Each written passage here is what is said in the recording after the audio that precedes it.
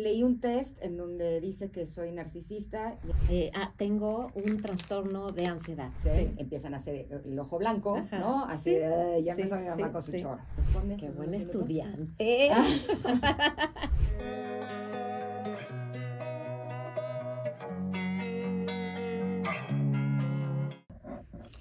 El día de hoy la pregunta del día es ¿qué redes sociales usan más sus hijos? Y si han visto algo de las redes que les preocupe.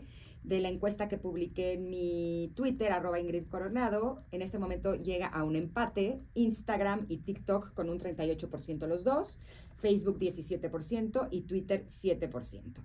Esta pregunta la publicamos porque el día de hoy vamos a hablar con nuestra querida especialista Katy Calderón de la Barca sobre los diagnósticos en redes sociales. Justo queremos saber cuáles son los riesgos que podrían tener nuestros chavos y cómo podemos evitarlo. Bienvenida. Hola a todas. Y fíjate, justo en la pandemia empezó a suceder algo con los chavos, que fue empezar a encontrar a través de las redes sociales, particularmente justo como dice la encuesta, TikTok fue una de las principales, en donde se encontraban tengo un trastorno de ansiedad.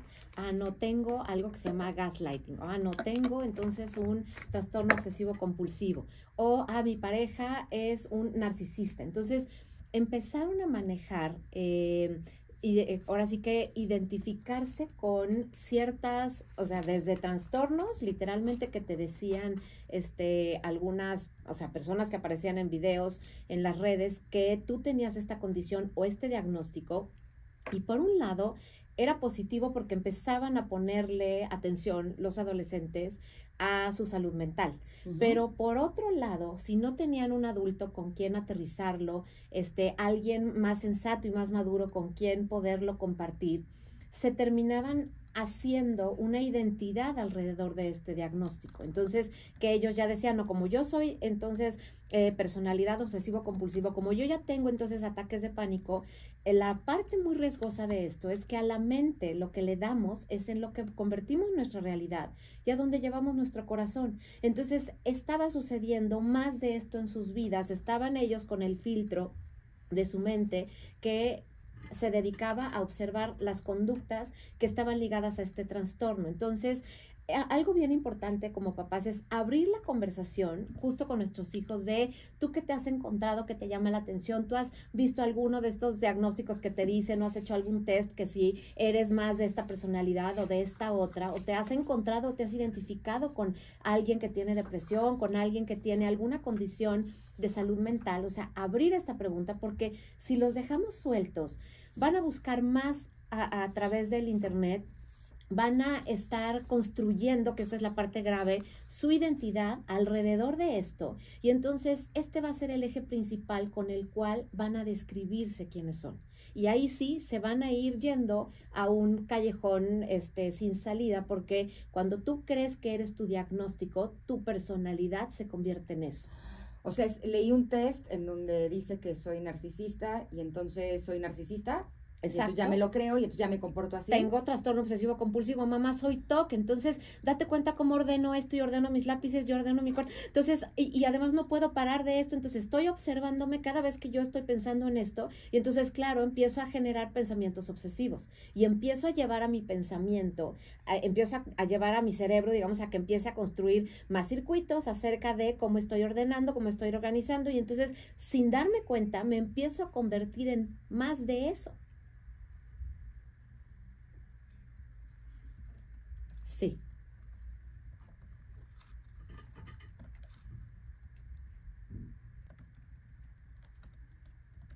Sí.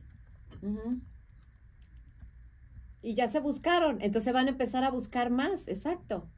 Sí, exacto.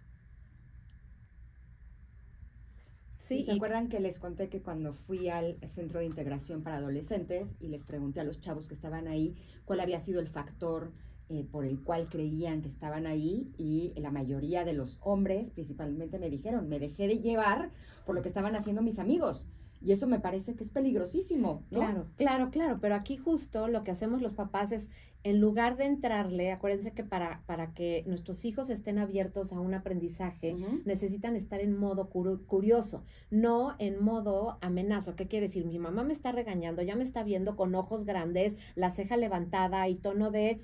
O sea, de lo que ellos piensan enojo, y que nosotros en papás es modo miedo. Tú tienes miedo de que a tu hijo le pase algo y te conviertes en dragón, te conviertes en un león, y entonces tus hijos leen esas pautas, sienten amenaza y entonces se cierran. Cuando nosotros hablamos de esto, lo que tenemos que es cuidar mucho el volumen de nuestra voz, mucho sentir que nuestra cara está un poquito más suave, que nuestros gestos se coordinan, digamos, como a una especie de frecuencia más buena onda, más amable, para decirles justamente, oye, a ver, pues esto de pertenecer nos pasa en momentos en donde no nos damos cuenta. O sea, tú estás en este afán de pasarla bien con tus amigos, de ver cuáles son sus puntos de interés, y entonces a veces en las conversaciones o en lo que comparten, dan ganas de ser parte del grupo, y entonces darnos cuenta que queremos pertenecer es más buscarlo desde una mirada curiosa. ¿Cuándo te pasa? Porque a todos, absolutamente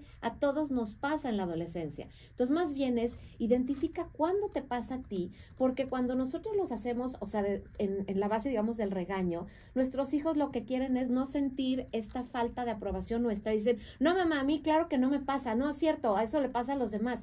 En cambio, si los invitamos a mirarse con curiosidad, si les compartimos historias que conocemos o cuando a nosotros nos pasó, entonces ahí se abre esta tensión que les permite explorar, que les permite identificar, y entonces ahí sí puede haber aprendizaje. Lo que sucede justo con el tema de las redes, con TikTok, por ejemplo, con cualquiera que sea la que les gusta más a nuestros hijos, es que están en modo curioso, están en un modo de su atención abierta a abrirse, a descubrir. Eso no hacemos como papás. Ese es el peligro de la competencia que podemos tener como una relación más amable, más buena onda. Las redes sociales se las dan, y nosotros, ¿qué hacemos? Generalmente, si no tenemos este trabajo interior, los llevamos a tú no me escuches a mí cuando yo te pongo la cara de monstruo con la que me presento cada vez que yo tengo miedo. Ahora me hizo recordar cuando he hablado con mis hijos no solamente sobre este tema, y cuando empiezo yo a echarme mi choro, porque así dicen, empiezan a hacer el ojo blanco, ajá, ¿no? Así, ya empezó mi mamá con su choro, ¿no? Y siento que de alguna manera me dejan de escuchar.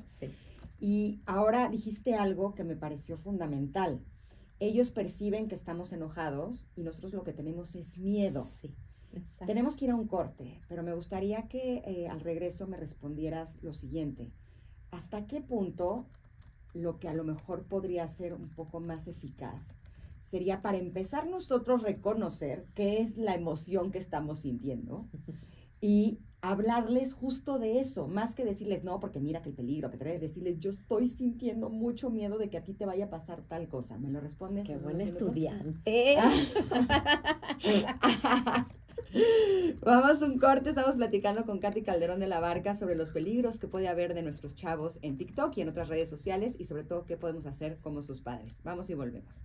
Estamos platicando con nuestra queridísima Katy Calderón de la Barca sobre los riesgos que puede haber con nuestros niños, nuestros chavos en redes sociales, principalmente en TikTok, y qué es lo que podemos hacer nosotros como padres. Le dejé una pregunta antes del corte sobre si una de las cosas que podríamos utilizar en los casos en los que estemos viendo que nuestros niños estén viendo contenidos que no son adecuados para ellos, o estén queriendo contactar a personas que no conocen y que podrían ser un riesgo también, si el reconocer que nosotros lo que tenemos es miedo, ya que ellos muchas veces este miedo lo podrían estar interpretando como enojo, no solamente reconocerlo, sino el decirles a ellos que el miedo es lo que nosotros tenemos y justo queremos evitar que ellos se caigan. Justo estábamos hablando de eso también en el corte. Podría ser incluso más eficaz que echarles el choro, 100%. Como dicen mis hijos. 100%. El choro que provoca el ojo blanco. Exacto, es más, les diría, el ojo blanco, en lugar de interpretarlo como una falta de respeto,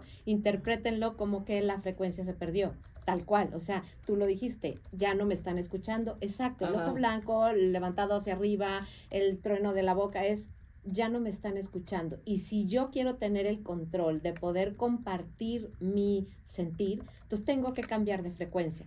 Y esto que decías, Ingrid, es justamente lo que necesitamos hacer que es una revisión de lo nuestro. Cada uno, si podemos ver que mi cara es de mucho enojo, de rabia y de, pues ahora sí que poca invitación a que esta conversación se dé. Si voy hacia adentro, lo que me voy a topar es miedo. Me voy a topar miedo con todos los peligros que hay. Y si yo realmente les comparto, sabes que esta conversación salió porque estoy asustada, porque lo que me da es miedo que, o sea, de que te hagas daño o que te relaciones con personas que te hagan daño. Entonces, si yo logro compartir eso, realmente se reduce a una oración muy clara, muy breve. Claro, cuando hemos hecho trabajo personal, cuando no, generalmente hablamos mucho y decimos poco. Entonces, aquí lo importante sería eso, o sea, hacernos la pregunta de qué está queriendo decir mi miedo. Y el miedo siempre habla de dos partes, uno de proteger, de cuidar o de ser cautelosos con algo, y la segunda parte es de una parte que es valiosa. Entonces, valiosa es la vida de nuestros hijos, valiosa es, son sus relaciones, valioso es su corazón. Y lo que quiero es ser cauteloso, ser precavido o cuidar su corazón. Entonces, cuando juntamos estas dos piezas del miedo, lo que logramos es que ellos se den cuenta lo que un poco el mensaje que les queremos transmitir es: a mí me preocupa tu corazón y quisiera que tú lo cuidaras, pero ya a partir de la adolescencia ellos empiezan a decidir, ¿no? Y si yo además ya me di cuenta que el hablar de su salud mental, el empezar a identificarse, como bien decías, Tamara, o sea, buscar esta pertenencia también es a saber quién soy, a saber qué le da sentido a mi vida. Y si yo ya me di cuenta que yo tengo características de un trastorno, entonces, ¿qué sí necesito? Hablar con un adulto, hablar con alguien que sepa, que a lo mejor me diga: a ver, amor, yo no sé, pero ¿sabes qué? Vamos a buscar un especialista que nos diga si en efecto todo esto que te está pasando es realmente algo que se tiene que atender, o a lo mejor con un par de tips. Me acuerdo que llegó un chavito divino, súper listo, diciéndome: descubrí que tengo TOC, entonces quiero que me cures. Entonces le dije: no, hay ideas, cuando hay inteligencia, cuando hay alguien organizado, cuando hay alguien con autoexigencia y perfeccionismo, tiende a tener este tipo de pensamientos. Si tú lo trabajas de esta manera, y entonces en 3-4 sesiones se había terminado el trabajo, porque había entendido que no es que ya tenía un diagnóstico con el cual iba a tener que vivir toda la vida, pero tenía un tipo de pensamiento que tiende a generarle este nivel de angustia. Entonces, cuando tú como especialista se los explicas a tus hijos, totalmente cambia su propio proceso de identidad.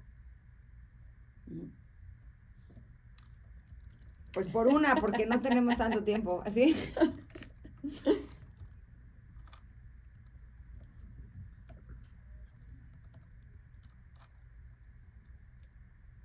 Claro. Sí, mira, yo normalmente lo que siempre les recomiendo a los papás es empezar, obviamente, desde más pequeños, diciéndole: yo soy tu primer filtro, o sea, tu primer filtro, que es los valores que tenemos en la casa, y guiarte a través del proceso de qué sí y qué no, qué fotos sí, qué no, qué palabras sí y cuáles no. Entonces, ayudarlos a que vayan desarrollando este filtro y estoy hablando desde, vamos a suponer, primaria, que empiezan a decir: ay, quiero mi Instagram o quiero tal red, hacemos la del peluche o hacemos la del perrito, que si subimos, que si bajamos, si te dicen: ay, qué perro tan feo, cómo contestar. O sea, ayudarlos a que sea esto. Ahora, si no lo hicimos y llega la adolescencia, es decirle: a ver, ¿qué filtros, a nuestros chavos, qué filtros usas para saber qué sí subes, qué no subes?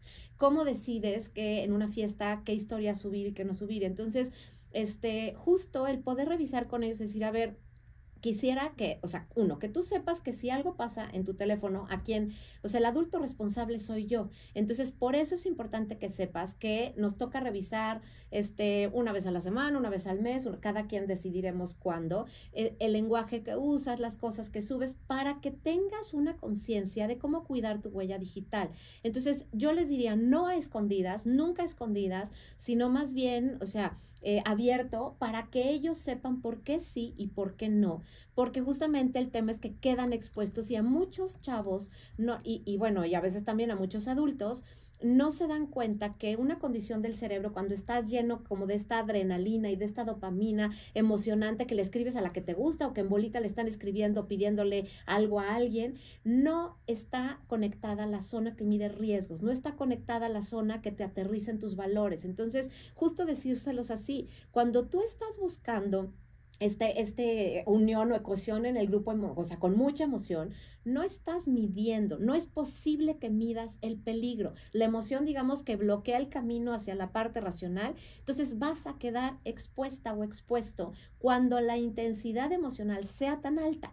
Entonces yo necesito que, o sea, tú ahora sí que practiques, uno, que identifiques justo esta emoción que te va guiando, que es parte de lo que decías, Ingrid, con mirar hacia adentro y mejor hablarles del miedo y mostrarnos vulnerabilidad, es justo eso. Si tú haces un ejercicio constante con tus hijos, al contrario, lo que les enseñas es revisa tu emoción, revisa tu estado de ánimo, revisa esta reacción que tú tienes, porque esa es, o sea, esta capacidad de autorregularte y de autoobservarte es la que quita el bloqueo a la parte racional del cerebro, a la parte que analiza, a la parte donde están nuestros valores y donde puedes tomar decisiones conscientes.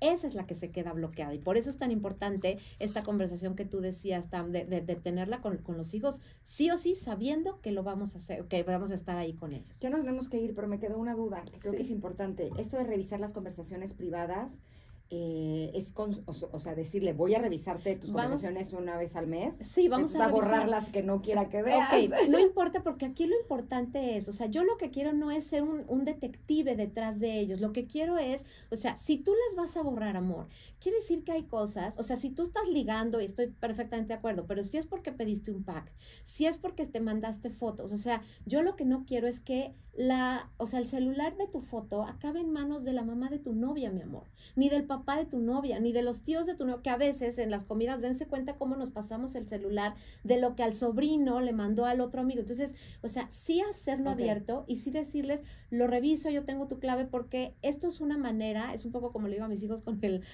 antidoping, es una manera en la que tú puedas decir, no, en mi casa me lo hacen y sabes qué, me cuelgan si salgo positivo. Entonces, es una herramienta para poder, cuando su corteza prefrontal no está lista para decir no, que te apoyes con la de alguien más, me funden en mi casa. ¿Hasta qué edad? ¿Hasta qué edad? Bueno, normalmente hasta que ellos pueden hacerse responsables de sus pagos de sus teléfonos y todo, y tú lo vas viendo, porque hay chavos que empiezan a madurar ya saliendo de prepa, hay quienes en la carrera, o sea, pero cuando ellos ya traen digamos como esta información interna están revisando, ¿qué pensaría unos? Por ejemplo, me dicen, ya, yo traigo la voz de mi abuelo, o sea, ¿qué me diría mi abuelo si lo viera? O sea, como un poquito que ya haya quedado el filtro instalado. Okay. Exactamente, tal cual. Sí.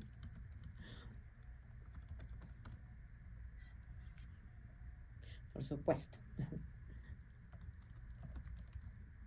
Les dejo, en todas las plataformas, @KatiCelabarca, Katy se escribe CATHY, y para los papás que estén empezando, en mi página, que es www.katicelabarca.com, está justo el taller del miedo, que se los recomiendo para que sepan cómo manejar el miedo en lugar del enojo y que lo puedan hacer de una manera más sana con sus hijos. El otro día leí una frase, nada más cierro con eso, que decía que asegúrate que todo lo que publiques en tus redes sociales estés de acuerdo si se publicara en un espectacular gigante con tu cara ahí. Tal cual, exactamente. Y si pasa ese filtro, entonces puedes es una subir. Buena publicación. Me encantó, se me hizo fantástico. Okay. Gracias, Katy. Chao. Vamos a un corte, pero volvemos con la segunda hora de Ingrid y Tamara. Regresamos.